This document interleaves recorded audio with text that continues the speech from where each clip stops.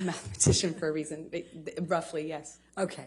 And could you please describe for the jury what a press tour is? Just explain it to them. Well, you take a movie once it's completed, and if it doesn't have distribution, you, as part of the promotion of that movie, you go to these various places, normally cities like London or New York, and you do press events in those cities to kind of promote the film, and you go to place talking about the film.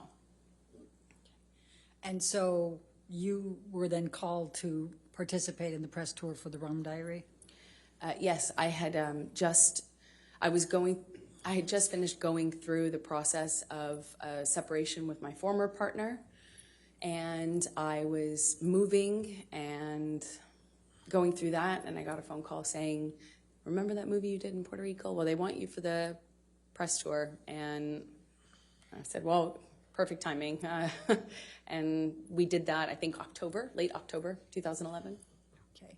So describe for the jury your interactions with Mr. Depp during the press tour. Well, on the the beginning of the tour was Los Angeles, where we both lived, and we did a press day, normal press day, and then at the end of it, I was invited by Johnny to come up to his room to have a drink with him and the director of the film. And I went up to the room to see both him and Bruce, but as soon as I got there, Johnny said Bruce wasn't going to make it. So I stayed. Johnny and I started talking. He asked me about my relationship. I said, well, you know, I'm going through it. I'm going through the separation right now, and it's been, you know, rough couple of months, but that's normal. And he said, well, that's same with me. You know, it's been, I can't remember exactly how long he said it had been, but that he had split from the mother of his kids, and said that he understood. All right, and then what happened next? Then we drank red wine and continued to talk, and the talking became us, you know, reconnect. You know, it was like reconnection was almost instant. It was just chemistry.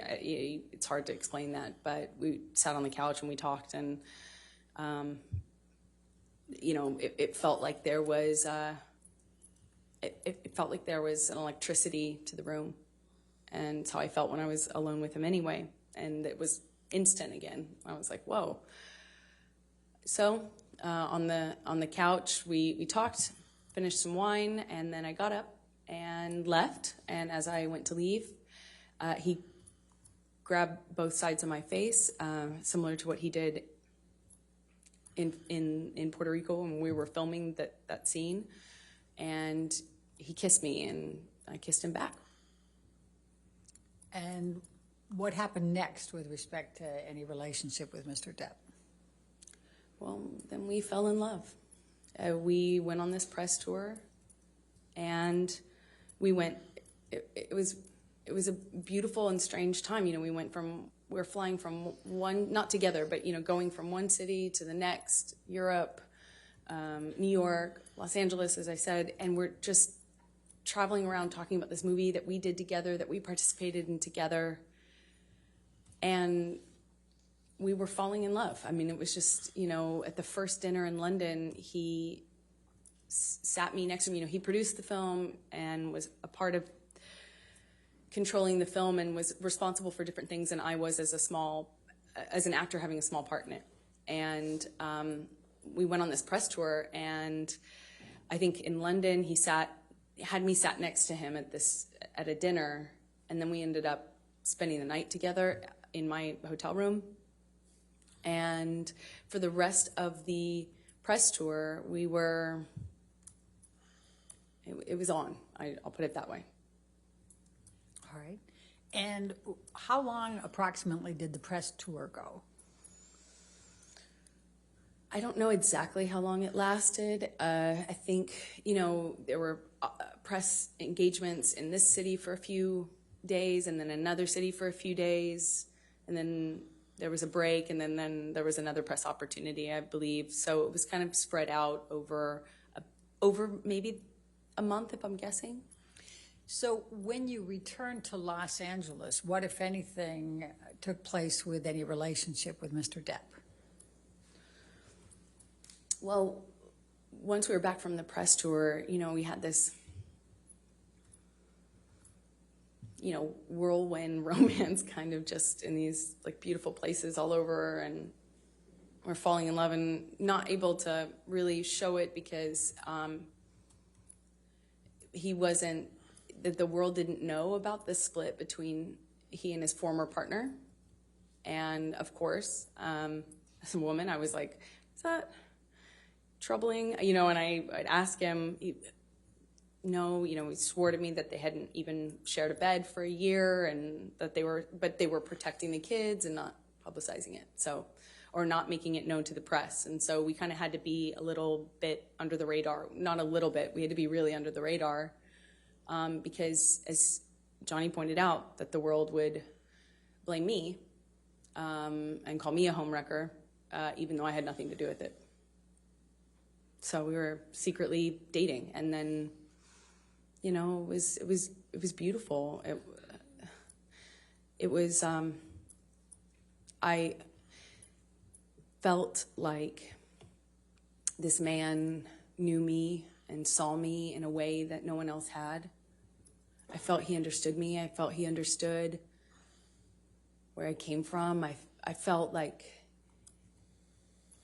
that, like, when I was around Johnny, I felt like the most beautiful person in the whole world. It made me feel seen, made me feel like $1 million. And that kind of feeling where, he's just lavish gifts and lavish expressions of love, and how he had never met a woman like me. I remember he took the foil off of this bottle and put it on my ring finger, and I had only been with him like days, or maybe it was weeks at the time. Yeah, it was probably about a few weeks, but it just felt very intense. But we weren't doing normal life stuff. We weren't like stuck in traffic with each other. We weren't going to the grocery store and doing life. We were like hiding in these places around the world. He has so many homes.